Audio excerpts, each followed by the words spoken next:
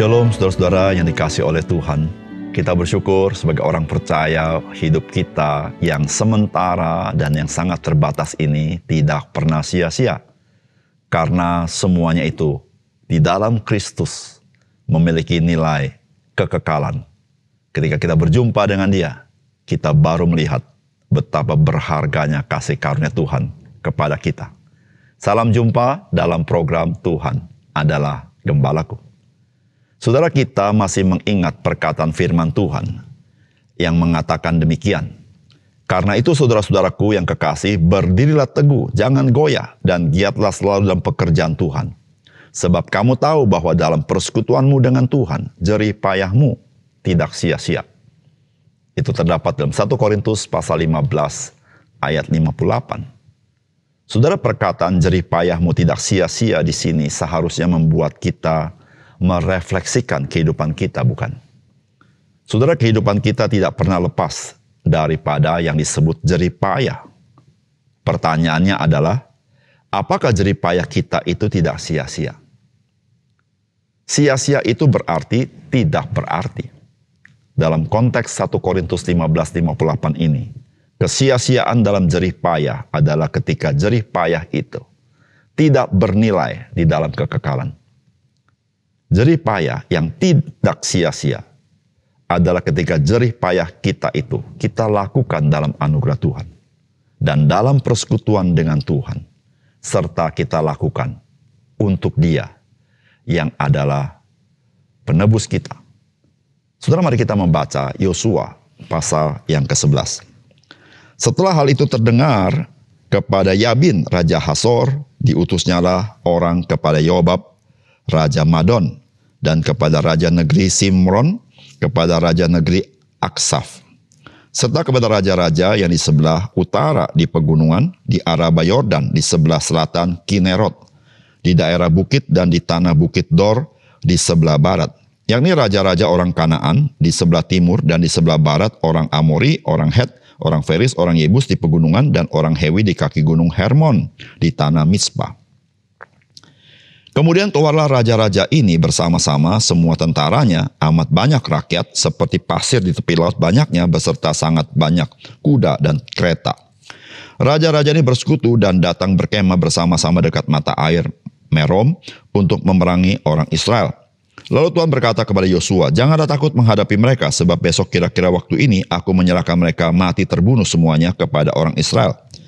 Kuda mereka haruslah kamu lumpuhkan, dan kereta mereka haruslah kamu bakar dengan api. Lalu Yosua dengan seluruh tentaranya mendatangi mereka dengan tiba-tiba dekat mata air Merom dan menyerbu mereka. Dan Tuhan menyerahkan mereka kepada orang Israel.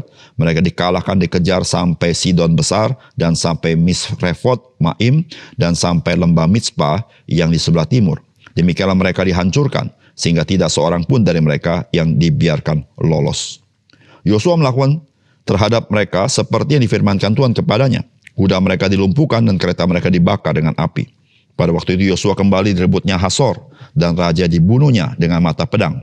Sebab Hasor pada waktu dahulu adalah yang terutama di antara segala kerajaan itu. Semua makhluk yang ada di dalamnya dibunuh dengan mata pedang sambil menumpas orang-orang itu. Tidak ada yang tinggal hidup dari semua yang bernafas, dan Hasor dibakarnya. Selanjutnya segala kota kepunyaan raja-raja itu dan semua rajanya dikalahkan Yosua dan dibunuhnya dengan mata pedang. Mereka ditumpasnya seperti yang diperintahkan Musa, hamba Tuhan itu. Tetapi kota-kota yang letaknya di atas bukit-bukit puing tidaklah dibakar oleh orang Israel. Hanya Hasor saja yang dibakar oleh Yosua. Segala barang dari kota-kota itu serta ternaknya telah dijarah orang Israel. Tetapi manusia semuanya dibunuh mereka dengan mata pedang, sehingga orang-orang itu dipunahkan mereka. Tidak ada yang ditinggalkan hidup dari semua yang bernafas, seperti yang diperintahkan Tuhan kepada Musa, hambanya itu. Demikianlah diperintahkan Musa kepada Yosua, dan seperti itulah dilakukan Yosua. Tidak ada sesuatu yang diabaikannya dari segala yang diperintahkan Tuhan kepada Musa. Demikianlah Yosua merebut seluruh negeri itu, pegunungan, seluruh tanah Negeb, seluruh tanah Gosyen, daerah bukit serta Araba Yordan, dan pegunungan Israel dengan tanah rendahnya. Mulai dari pegunungan Gundul yang mendaki ke arah Seir sampai ke Baal-Gad di lembah gunung Libanon di kaki gunung Hermon. Semua rajanya ditangkapnya dan dibunuhnya. Lama Yosua melakukan perang melawan semua raja itu. Tidak ada satupun kota yang mengadakan ikatan persahabatan dengan orang Israel selain daripada orang Hewi yang diam di Gibeon itu. Semuanya telah direbut mereka dengan berperang. Karena Tuhan yang menyebabkan hati orang-orang itu menjadi keras sehingga mereka berperang melawan orang Israel supaya mereka ditumpas dan jangan dikasihani tetapi dipunahkan seperti yang diperintahkan Tuhan kepada Musa. Pada waktu itu Yosua datang dan melenyapkan orang Enak dari pegunungan, dari Hebron, Debir, dan Anab, dari seluruh pegunungan Yehuda dan dari seluruh pegunungan Israel. Mereka dan kota-kota mereka ditumpas oleh Yosua. Tidak ada lagi orang Enak ditinggalkan hidup di negeri orang Israel. Hanya di Gaza, di Gad, dan di Asdod masih ada yang tertinggal. Demikian Yosua merebut seluruh negeri itu sesuai dengan segala firmankan Tuhan kepada Musa. Dan Yosua pun memberikan negeri itu kepada orang Israel menjadi milik pusaka mereka menurut pembagian suku mereka. Lalu amanlah negeri itu berhenti dari berperang. Saudara yang dikasihi oleh Tuhan, kedatangan bangsa Israel ke tanah perjanjian membuat bangsa-bangsa yang bermukim di sana bersatu untuk memerangi orang Israel. Saudara, memang mereka merupakan bangsa-bangsa dengan rakyat yang banyak sekali. Sebagaimana dikatakan oleh Yosua pasal 11 ayat 4-5, demikian. Kemudian keluar raja-raja ini bersama-sama dengan semua tentaranya, amat banyak rakyat, seperti pasir di tepi laut banyaknya, beserta sangat banyak kuda dan kereta. Raja-raja ini bersekutu dan datang berkemah bersama-sama dekat mata air Merom untuk memerangi orang Israel. Saudara, apakah pesan firman Tuhan bagi kita? Yang pertama, anugerah Tuhan yang membuat usaha kita menjadi berarti. Saudara, firman Tuhan berkata begini, lalu Tuhan berkata kepada Yosua, janganlah takut menghadapi mereka, sebab besok kira-kira waktu ini aku menyerahkan mereka mati terbunuh semuanya kepada orang Israel. Kuda mereka haruslah kamu lumpuhkan, dan kereta mereka haruslah kamu bakar dengan api. Lalu Yosua dengan seluruh tentaranya mendatangi mereka dengan tiba-tiba dekat mata air Merom dan menyerbu mereka. Dan Tuhan menyerahkan mereka kepada orang Israel. Mereka dikalahkan dan dikejar sampai Sidon besar dan sampai Misrefot Maim dan sampai lembah Misbah, ini sebelah timur. Demikianlah mereka dihancurkan sehingga tidak seorang pun dari mereka yang dibiarkan lolos. Saudara, yang menarik adalah dari bagian ini, sebelum mereka berperang melawan pasukan yang sedemikian besar, Tuhan berkata, aku menyerahkan mereka kepada kamu. Saudara, 2 kali dikatakan Tuhan menyerahkan mereka ke tangan orang Israel. Saudara yang kasih dalam Tuhan, ketika kita mengingat berbicara tentang peperangan, maka sebelum peperangan terjadi, tidak seorang pun tahu siapa yang menang, siapa yang kalah.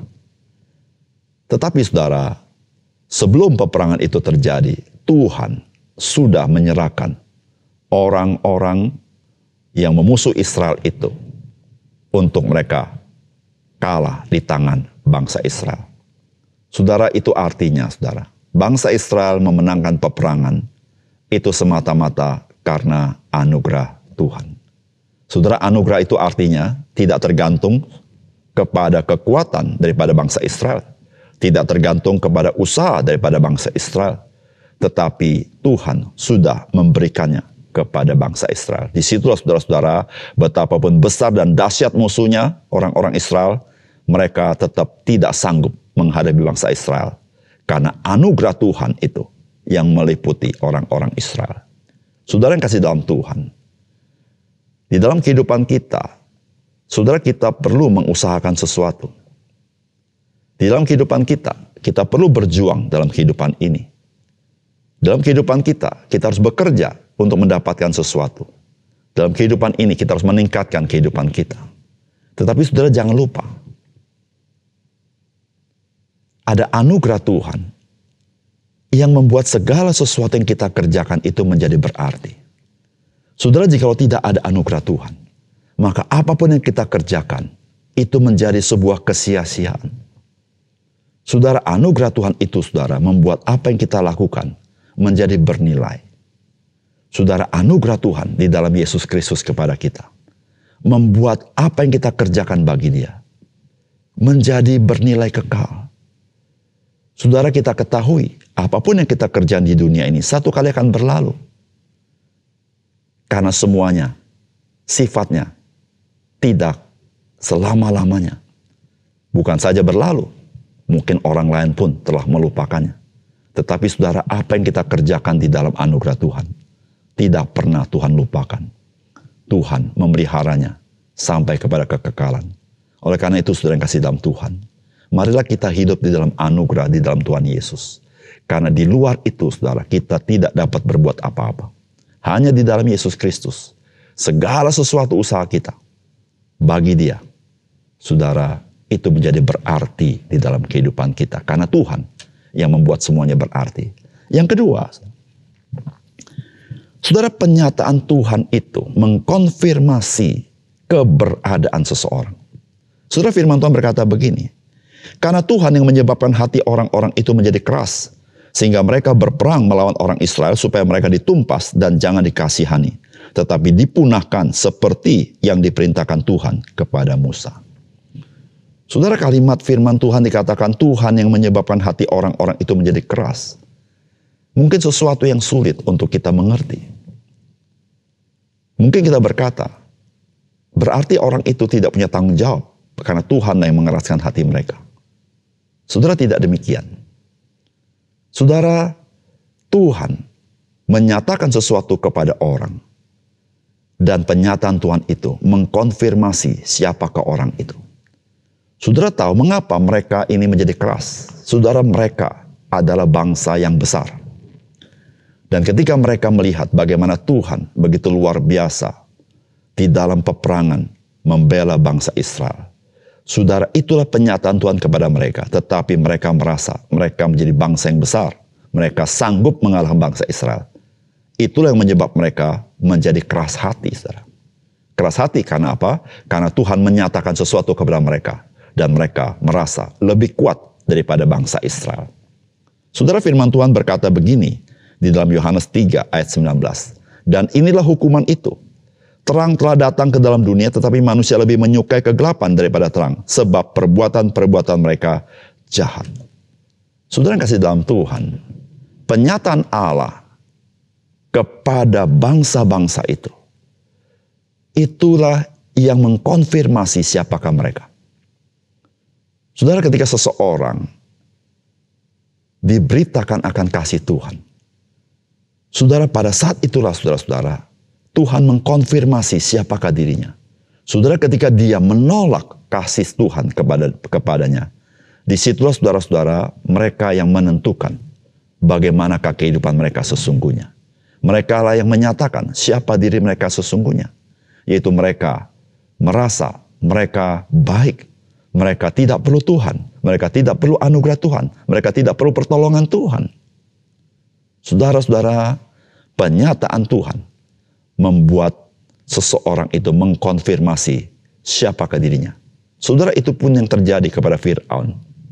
Ketika Tuhan menyatakan diri kepada Fir'aun, maka Tuhan meneguhkan atau mengkonfirmasi siapakah Fir'aun di hadapan Tuhan. Disitulah saudara-saudara Alkitab mengatakan Fir'aun mengeraskan hatinya. Kapan dia mengeraskan hatinya? Ketika Tuhan menyatakan sesuatu kepada dia, maka dia mulai mengeraskan hatinya. Saudara, apakah sebelum Tuhan menyatakan sesuatu kepada dia, dia tidak mengeraskan hati? Sesungguhnya dia keras hati. Hanya belum nampak. Namun ketika Tuhan menyatakannya, barulah nampak siapakah dirinya sebenarnya. Saudara, demikian juga dengan orang-orang berdosa yang binasa. Saudara, orang-orang berdosa, Tuhan cari untuk Tuhan selamatkan. Tetapi orang-orang berdosa yang binasa, ketika Tuhan menyatakan kasih-Nya, maka saudara, dia menampakkan dirinya dengan arogansinya. Dia tidak membutuhkan Tuhan. Dia tidak memerlukan kasih Tuhan. Dia sanggup berjalan sendiri.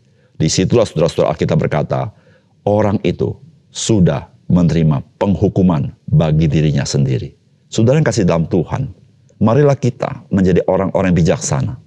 Ketika Tuhan menyatakan kasih-Nya kepada kita, saudara, janganlah kita mengeraskan hati kita. Mari kita buka hati kita.